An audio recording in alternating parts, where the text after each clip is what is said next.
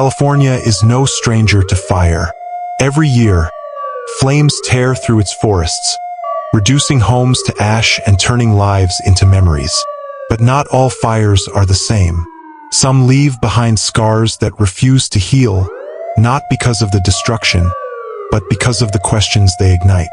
This is the story of a fire that was more than just a blaze.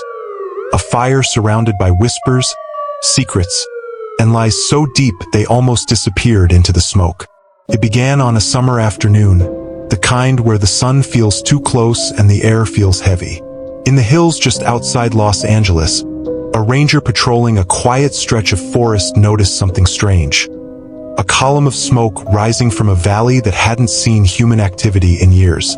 The ranger, Brian Carter, called it in, his voice calm but clipped. Fires in the dry season were dangerous, but this one seemed small, a manageable threat. Within an hour, firefighters were on the scene. The initial team described the fire as unusual. It wasn't the way it spread, that could be explained by the wind or the dry vegetation, but the way it burned. Flames that didn't just consume but seemed to linger, their glow unnervingly bright even in the daylight. One firefighter, speaking later under anonymity, described it as alive. As the hours passed, the fire grew. It moved faster than anyone anticipated, cutting through fire breaks and defying efforts to contain it. Calls for additional crews went out, and helicopters began dropping water over the area, their efforts visible from miles away. News crews arrived, their cameras capturing the stark contrast between the vibrant flames and the pale, smoke-filled sky. By nightfall, the fire had spread across 5,000 acres, and containment seemed a distant hope. But what made this fire different wasn't just its ferocity. It was the whispers. Residents in nearby towns began calling emergency services with strange reports. Voices coming from the direction of the fire. Some described hearing faint cries for help, while others claimed to hear their own names whispered on the wind. At first, these calls were dismissed as stress-induced hallucinations. After all, fires bring fear, and fear can make people see and hear things that aren't there. But as the fire raged on, the reports became harder to ignore. A group of firefighters stationed at the southern edge of the blaze reported hearing something over their radios. Faint, disjointed voices cutting through the static. When they tried to respond, the voices stopped. Chief Aaron Morales, a 20-year veteran of the Los Angeles Fire Department, was among those who heard the voices. Speaking years later in a rare interview, he described the moment as the most unsettling of his career. "We were out there trying to hold the line, and suddenly the radio just changed. Static, and then these voices. I couldn't make out the words, but they weren't from us. They didn't sound like anyone on the team." The strange occurrences didn't stop there. Equipment began to fail inexplicably. Radios cut out, flashlights flickered despite fresh batteries, and vehicles stalled without warning. Firefighters reported feeling an overwhelming sense of unease, as though they were being watched. And then there were the figures. It was during the third day of the fire that the first sighting was reported. A firefighter named Jake Sanders was leading his crew along a ridge when he saw a figure standing in the smoke. Thinking it was a lost hiker, he called out, but the figure didn't respond. It stood perfectly still, its outline barely visible against the flames. When Jake approached, the figure disappeared, vanishing into the smoke as though it had never been there. Jake's account was dismissed at first: stress, fatigue, tricks of the light.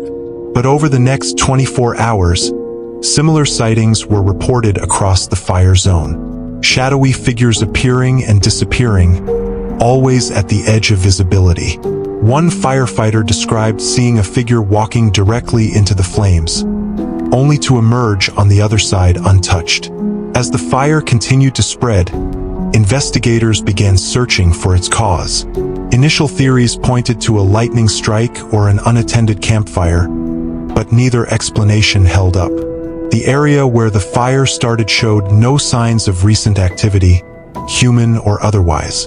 And then, a discovery was made that would change everything. Near the origin point of the fire, a team of investigators found something buried beneath the ash.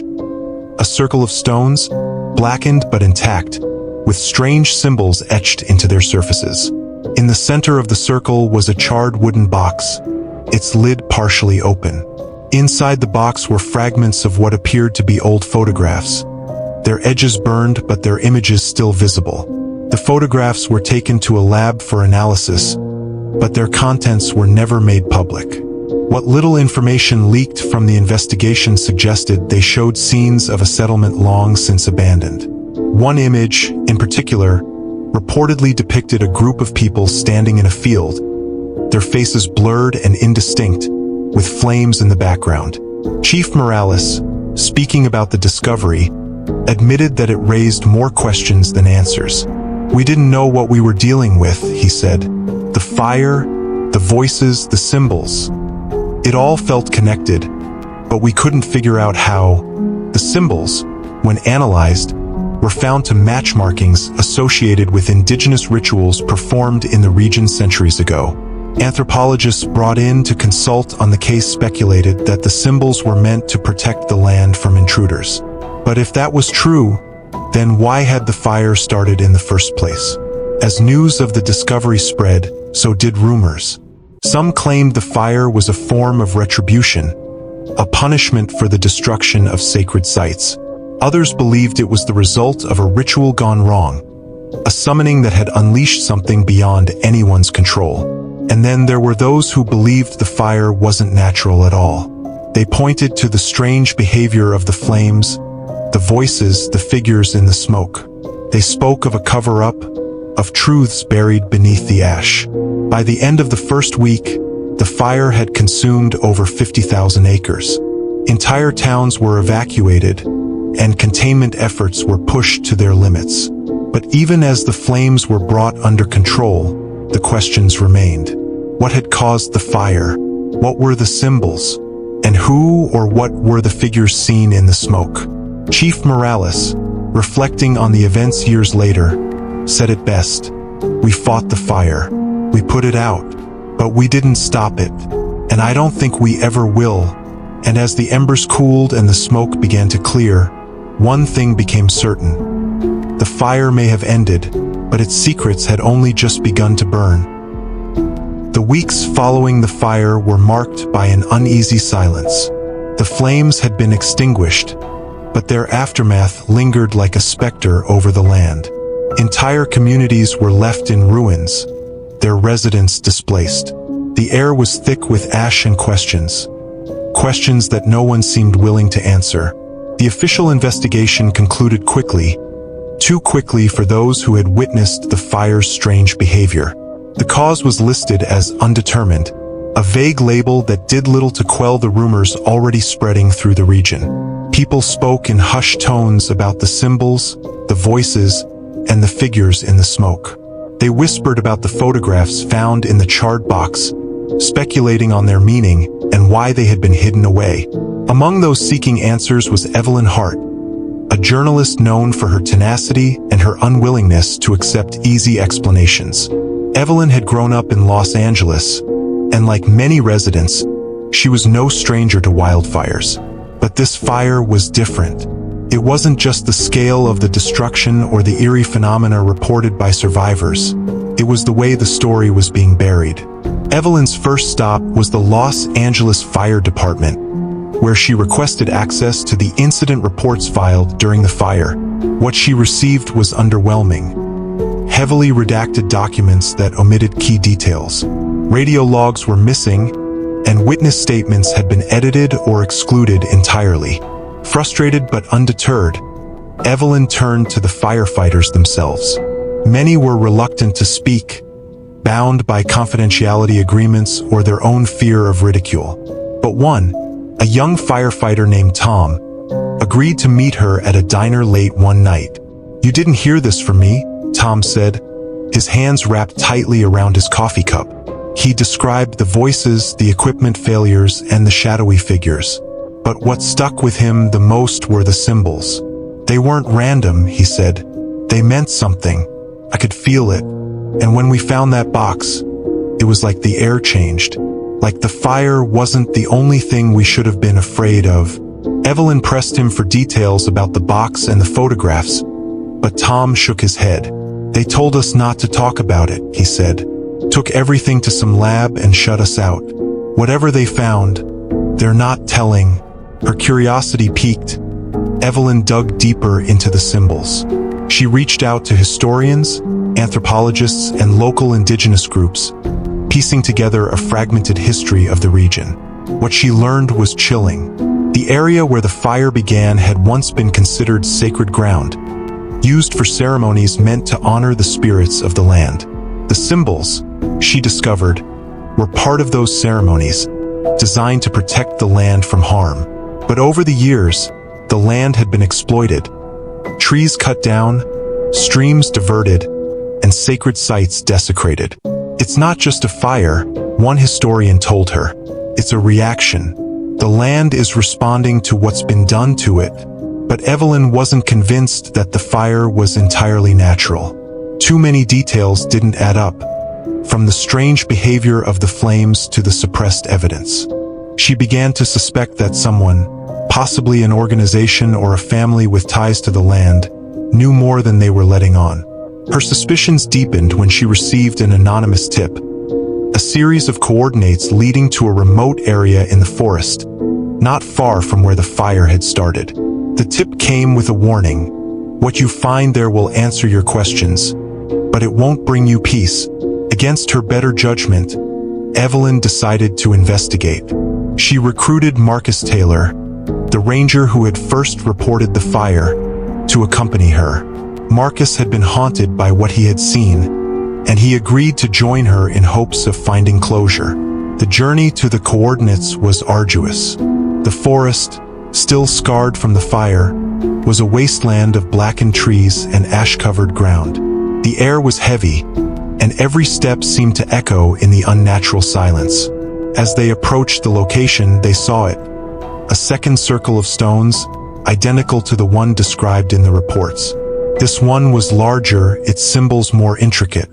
In the center stood a wooden structure, partially burned but still intact. "What is this?" Marcus asked, his voice barely above a whisper. Evelyn approached cautiously, her flashlight cutting through the smoke that lingered in the air. The structure appeared to be an altar, its surface covered in carvings. Among the carvings was an inscription in a language neither of them recognized. Evelyn took photos of everything, her hands shaking. "This isn't just a sacred site," she said. "It's a warning." As she spoke, the air grew colder, and the faint hum they had heard earlier returned. The ground beneath their feet seemed to vibrate, and the symbols on the altar began to glow faintly. "We need to leave," Marcus said, his voice trembling. But Evelyn was transfixed. She reached out to touch the altar, her fingers brushing against the carvings. The moment she made contact, a searing pain shot through her hand, and her vision blurred. Images flooded her mind. Flashes of fire, faces contorted in fear, and the shadowy figures that had been seen in the smoke. She saw the settlers who had desecrated the land, their greed and violence sparking a chain of events that could not be undone. She saw the rituals performed to protect the land and the moment they had failed. And then she saw the fire itself not as a natural phenomenon, but as something alive, something ancient and vengeful. Evelyn stumbled back, gasping for air. Marcus caught her before she fell, his face pale. "What happened?" he asked. "It's not just the land," Evelyn said, her voice shaking. "It's everything. The lies, the greed, the destruction. They've all fed this. And now it's too late to stop it." The hum grew louder, and the symbols on the altar flared brightly before fading into darkness. The forest around them seemed to close in, the shadows growing longer. "We have to go," Marcus said urgently. Evelyn nodded, but as they turned to leave, she couldn't shake the feeling that they were being watched. And as they made their way back through the forest, the faint sound of whispers followed them, growing louder with every step. Evelyn and Marcus emerged from the forest just before dawn, their clothes covered in ash and their nerves frayed. The whispers that had followed them seemed to fade as the first rays of sunlight broke over the horizon. But the feeling of being watched lingered. They didn't speak on the drive back to the small motel where Evelyn had been staying, each lost in their own thoughts about what they had seen and heard. Back in her room, Evelyn laid out the photographs and notes she had taken at the site. The glowing symbols, the altar, the carvings. All of it pointed to something ancient and deliberate, but the full picture eluded her. She knew one thing for certain. The fire wasn't an accident, and it wasn't entirely natural. Marcus paced the room, his anxiety palpable. "We shouldn't have gone there," he said, breaking the silence. "Whatever that place is, it doesn't want to be disturbed." Evelyn didn't look up from her notes. "That's exactly why we had to go," she replied. "If we don't figure this out, it'll happen again. And next time, it could be worse." Marcus stopped pacing and stared at her. "You really think you can stop this?" "Evelyn, this isn't just a fire. It's something else. Something we can't control." Evelyn finally met his gaze. "I don't know if we can stop it," she admitted, "but we have to try. Because if we don't, no one else will."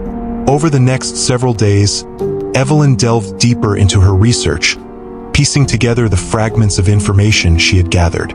She traced the symbols back to indigenous ceremonies performed to protect the land and discovered references to a keeper of the flame, a figure believed to maintain the balance between the natural and spiritual worlds. But somewhere along the way, that balance had been broken. The settlers who built Black Hollow, the long-abandoned town near the fire's origin, had destroyed sacred sites and desecrated the land in their pursuit of wealth. The rituals meant to protect the land had been disrupted, and the keeper of the flame had turned from a guardian to an avenger. The more Evelyn learned, the more she realized that the fire wasn't just a reaction to what had been done to the land. It was a warning. The lies that had been told to cover up the destruction, the greed that had fueled it, and the denial of responsibility had all contributed to the fire's rage. But Evelyn also discovered something else, something that sent a chill down her spine. The fire wasn't just punishing those who had harmed the land. It was targeting anyone who uncovered the truth. It started with small things. Evelyn's laptop, which she had been using to document her findings, began glitching. Files disappeared, only to reappear corrupted. Her phone would ring in the middle of the night, the caller ID showing unknown numbers. When she answered, there was nothing but static and the faint sound of whispers. At first, she dismissed it as paranoia, the stress of the investigation getting to her. But then the nightmares began. Every night, Evelyn dreamed of the fire. She saw the flames consuming the forest, the shadowy figures moving within them, their faces twisted in anger and sorrow.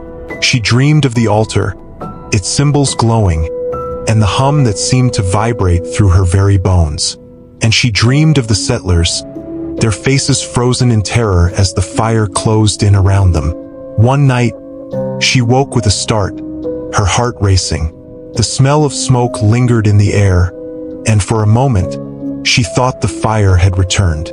But when she looked out the window, the street was dark and quiet. The smoke was coming from her desk. She rushed over, her pulse pounding, and found her notebook smoldering, its edges blackened. She grabbed a towel and smothered the embers, her hands shaking.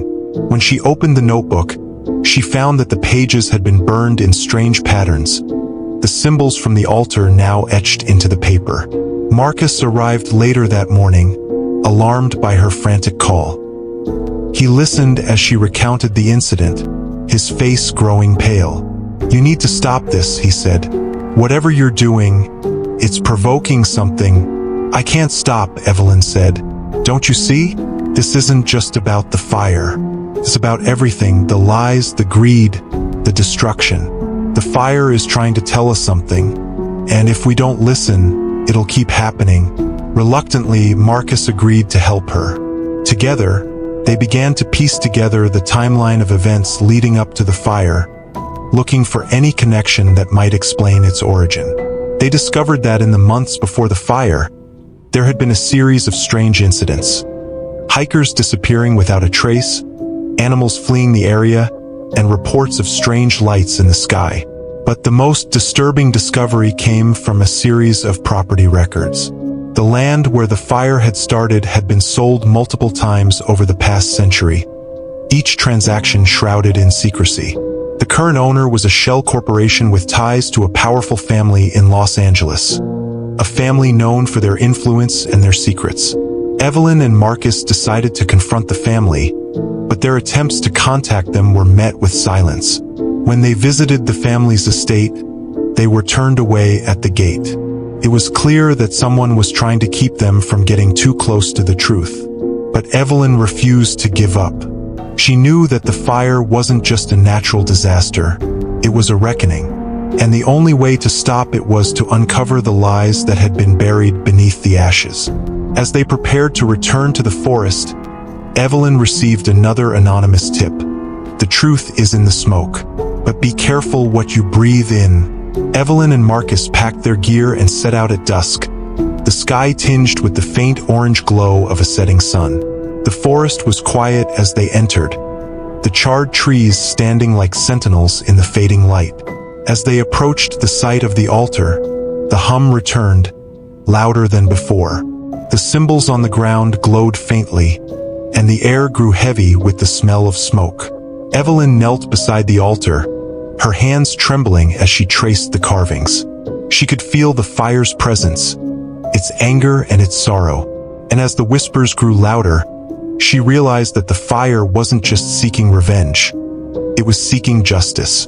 And justice, she knew, always comes at a cost.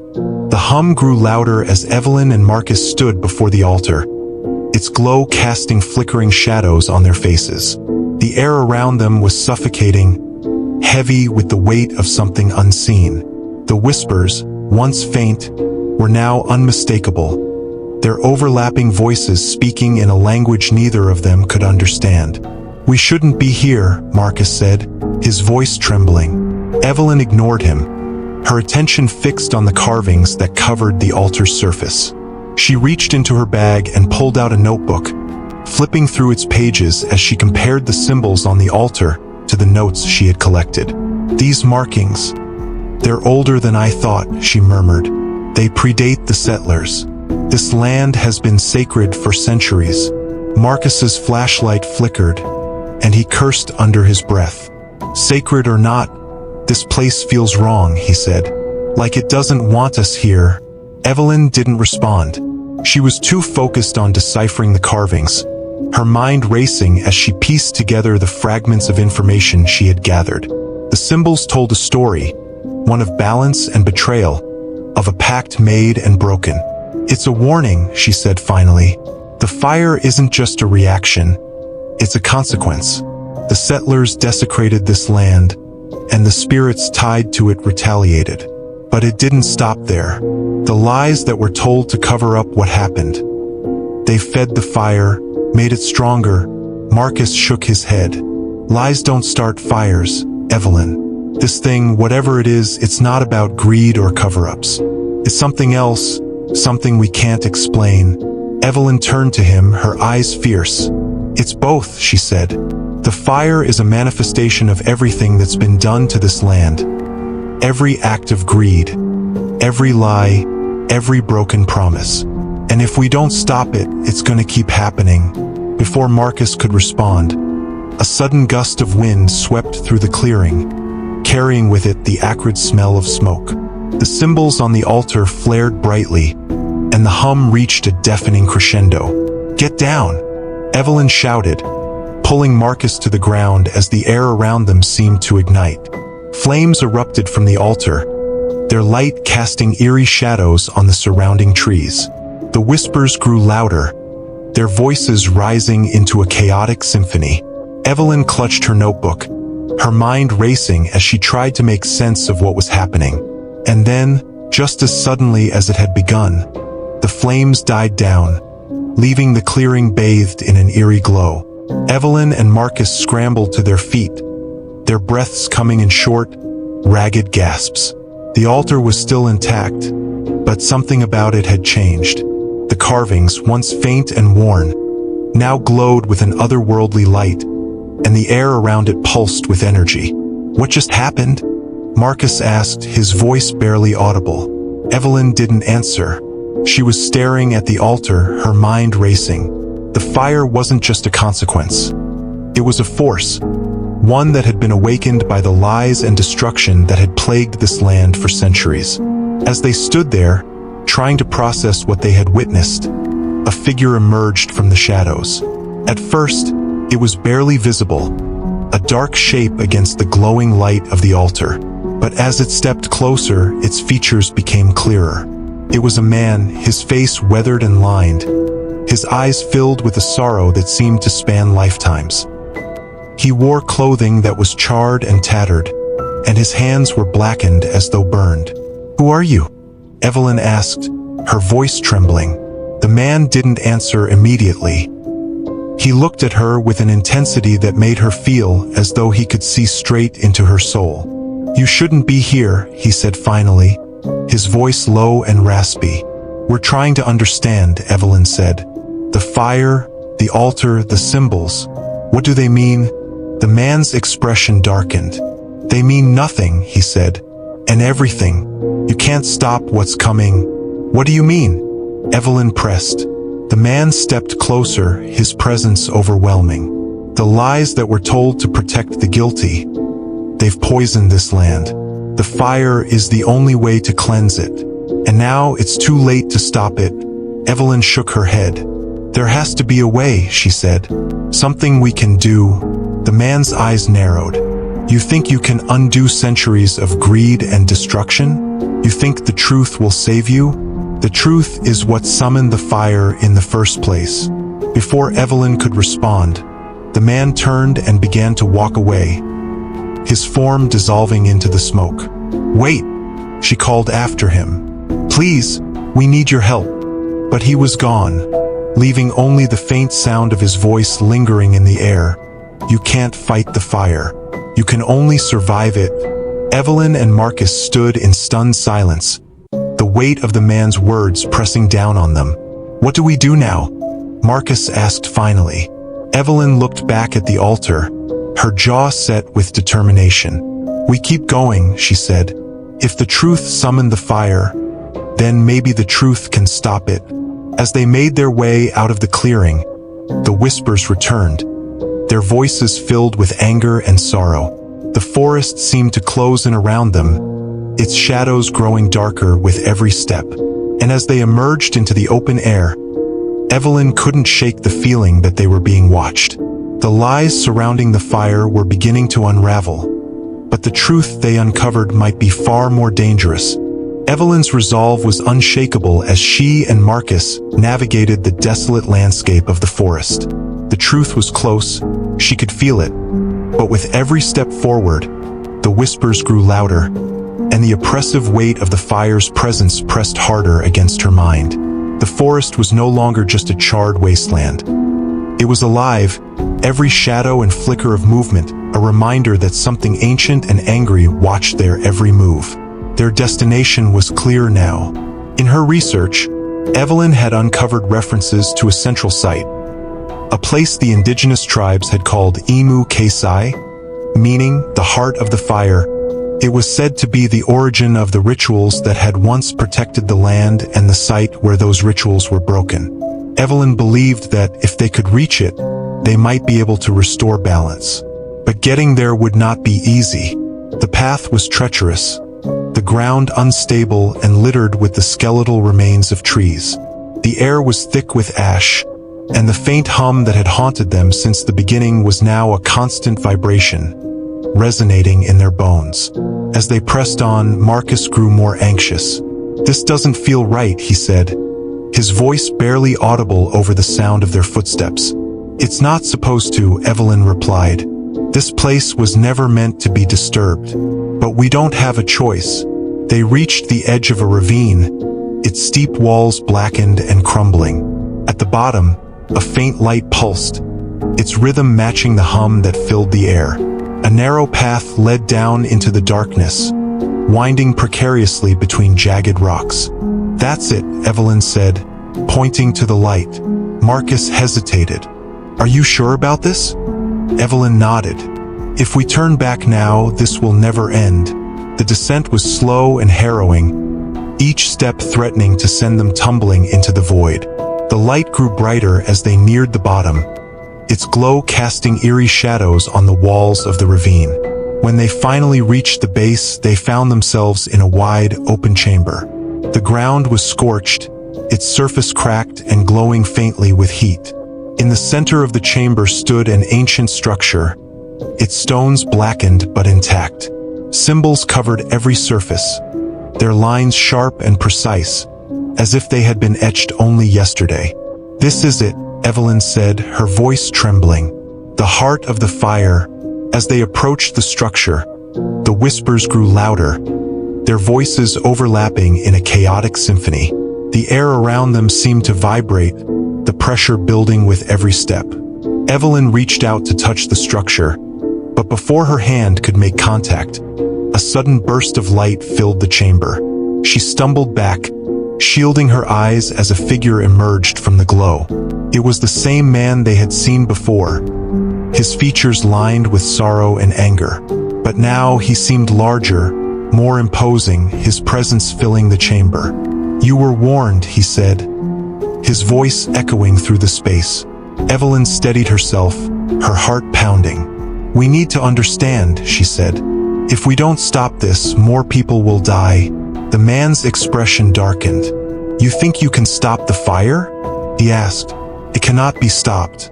It is justice. It is balance. It is everything you have ignored and destroyed." "Then help us," Evelyn pleaded. "If we can't stop it, tell us how to survive it. Tell us how to make it right."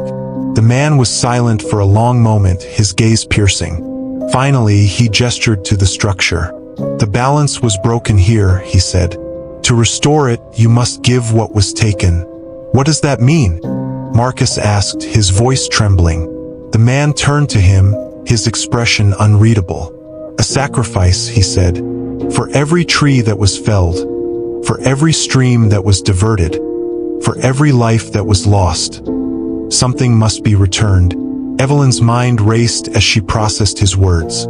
The settlers had taken everything from the land, leaving it scarred and broken. To undo the damage, they would need to give something of equal value. "What kind of sacrifice?" she asked. The man didn't answer. Instead, he stepped back into the light, his form dissolving as the glow began to fade. As the chamber returned to darkness, Evelyn and Marcus exchanged a glance. The whispers had stopped, and the hum had diminished to a faint vibration. "What now?" Marcus asked. Evelyn looked at the structure, her jaw set with determination. "We finished this," she said. They began to gather what they could find: charred branches, stones marked with symbols, and fragments of the structure itself. Evelyn placed them carefully on the altar, arranging them in a pattern that matched the carvings she had seen. As she worked, the ground beneath them began to tremble, and the glow from the cracks in the earth grew brighter. The whispers returned, but this time they were softer, almost mournful. "What if this doesn't work?" Marcus asked, his voice barely audible. Evelyn didn't answer. She placed the final piece on the altar and stepped back, her heart pounding. For a moment, nothing happened. The chamber was silent, the air heavy with anticipation. And then, the altar began to glow. The symbols flared brightly, their light filling the chamber. The hum rose to a deafening pitch, and the ground shook violently. Evelyn and Marcus fell to their knees, their hands covering their ears as the light consumed everything. When the light finally faded, the chamber was quiet. The altar was gone, its stones reduced to ash. The glow from the cracks in the earth had disappeared, leaving only darkness. Evelyn and Marcus stood slowly, their breaths coming in short, ragged gasps. The fire was gone, its presence erased from the air. As they climbed out of the ravine, the first rays of dawn broke over the horizon, casting the forest in a pale, golden light. The charred trees stood like skeletons against the sky, their blackened branches reaching toward the heavens. "Is it over?" Marcus asked, his voice barely above a whisper. Evelyn looked back at the ravine, her expression grim. For now, she said, and as they walked away, the faint sound of whispers followed them, carried on the wind. The fire may have been extinguished, but its secrets remained, smoldering beneath the surface, waiting to rise again.